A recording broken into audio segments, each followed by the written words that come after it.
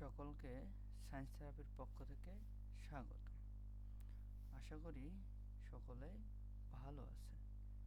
আজকে আমরা আলোচনা করব অষ্টম শ্রেণীর গণিত বইয়ের প্যাটার্ন অনুশীলনীর 11 নম্বর কোশ্চেনটা নিয়ে। কোশ্চেনটা কি বলেছে এবং আমরা কিভাবে এটা সলভ করব। তাহলে 11 নম্বর কোশ্চেনটা বলেছে যে নিচের জ্যামিতিক চিত্রগুলো কাটি দিয়ে তৈরি করা হয়েছে। আমরা দেখতেই পাচ্ছি কিছু জ্যামিতিক চিত্র। এখন ক নম্বরে বলছে কাটির সংখ্যার তালিকা কত। এটা আমাদের তালিকা করতে বলছে। কাটির সংখ্যার তালিকা কি রকম হবে এটা আমাদের বের করতে বলছে। তাহলে চলো আমরা কিভাবে এটা সলভ করব দেখে নেওয়া যাক। তাহলে প্রথম চিত্রে আমরা দেখতে পাচ্ছি যে কাটির সংখ্যা। প্রথম চিত্রটা যদি আমরা এখানে ড্র করি বা আঁকি তাহলে আমরা দেখতেই পাচ্ছি যে এখানে কাটির সংখ্যা কয়টি। যে প্রথম চিত্রটি হলো এরকম, যে এখানে একটি, দুইটি, তিনটি, চারটি। তাহলে প্রথম চিত্রে কাটির সংখ্যা হইল 4টি। তাহলে দ্বিতীয় চিত্রটা যদি আমরা দেখি যে এখানে কাটির সংখ্যা কয়টি ছিল, তাহলে প্রথম চিত্র ছিল হলো 4টি। তাহলে দ্বিতীয় চিত্রে হলো 1টি, 2টি, 3টি, 4টি, 5টি, 6টি, 7টি। তাহলে এখানে আমরা দেখতে পাচ্ছি যে দ্বিতীয় চিত্রে কাটির সংখ্যা হইল 7টি। তাহলে এরপরে হলো তৃতীয়। তাহলে তৃতীয় চিত্রে যদি আমরা দেখি যে এইখানে কতটি কাটির সংখ্যা ছিল, তাহলে আমরা যদি হিসাব করে দেখি তাহলে টোটাল আছে 10টি। তাহলে যদি কাটির সংখ্যার তালিকা করি তাহলে প্রথম চিত্রে আমরা পাইলাম হলো 4টি, দ্বিতীয় চিত্র পাইলাম হলো 7টি, আর তৃতীয় চিত্র হলো 10টি। তাহলে কাটির সংখ্যার তালিকা হলো 4, 7 এবং 10। এখন চলো খ নম্বরটা দেখা যাক। খ নম্বরটা আমাদের কি বলছে। খ নম্বরটি আমাদের বলছে যে তালিকার পরবর্তী সংখ্যাটি কিভাবে বের করবে। তালিকার পরবর্তী সংখ্যাটি আমরা কিভাবে বের করব। ক নম্বরে তো আমরা কাটির সংখ্যার তালিকা বের করেছি। তাহলে খ নম্বর কোশ্চেনটা আমরা কিভাবে সলভ করব চলো দেখে নেওয়া যাক। তাহলে এখানে আমরা দেখতেই পাচ্ছি যে ক হতে আমরা কাটির সংখ্যা পাইছি, তাই না? ক হতে আমরা একটা কাটির সংখ্যার তালিকা পাইছি। সংখ্যাগুলো কি কি ছিল, যে 4, 7 এবং 10। আমার খ নম্বরে কি বলছিল যে পরবর্তী সংখ্যাটি কিভাবে আমরা বের করব এবং তার ব্যাখ্যা। তাহলে চলো আমরা শুরু করি। তাহলে এটা তালিকা পাইছিলাম। এখন তালিকাটির পার্থক্য কত আমরা দেখতেই পাচ্ছি যে প্রথমে আমরা কাটির সংখ্যা পাইছিলাম হলো 4, দ্বিতীয়ত পাইছিলাম হলো 7, তৃতীয় পাইছিলাম হলো 10। তাহলে এই যে 7 আর 10 এর 4 আর 7 এর মধ্যে পার্থক্য হলো 3। এই দুইটির মধ্যে পার্থক্য কত, 3। আবার 7 এবং 10 এর মধ্যে পার্থক্য হলো 3। তাহলে আমরা দেখতেছি পার্থক্য কত করে, 3 করে।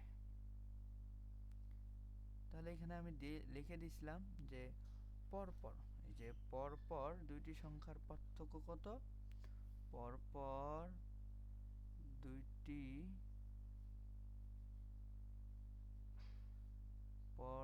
দুইটি সংখ্যার পার্থক্য আমি কত পাইছিলাম, এখানে 3 পাইছি।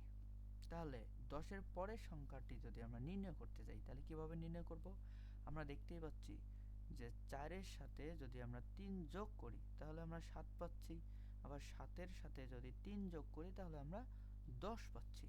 তাহলে যদি আমি 10 এর সাথে 3 যোগ করি তাহলে আমরা 10 এর পরের সংখ্যাটি পাবো। তাহলে 10 এর সাথে যদি আমরা 3 যোগ করি তাহলে কত হচ্ছে, 13 হচ্ছে। এটাই হলো অ্যান্সার। ওকে, আশা করি সকলেই বুঝে গেছো। তাহলে চলো আমরা এখন গ নম্বর অঙ্কটা করার চেষ্টা করি। গ নম্বর অঙ্কটি কি বলছে যে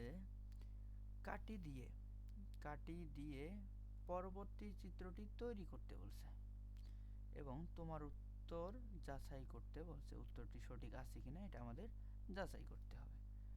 চলো আমরা অঙ্কটা সলভ করি। তাহলে কাটি দ্বারা যদি আমরা সলভ করি তাহলে কি হবে, আমরা এর আগেই দেখেছিলাম যে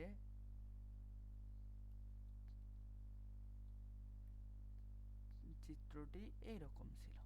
তাহলে কাটির এর পরের কাটির সংখ্যা কি রকম হবে, চিত্রটা কি রকম হবে। তাহলে আমরা খ হতে কিন্তু পেয়েছিলাম যে এর পরবর্তী সংখ্যাটি 13 হবে। তাহলে এই ঘর পর্যন্ত ছিল হলো 10।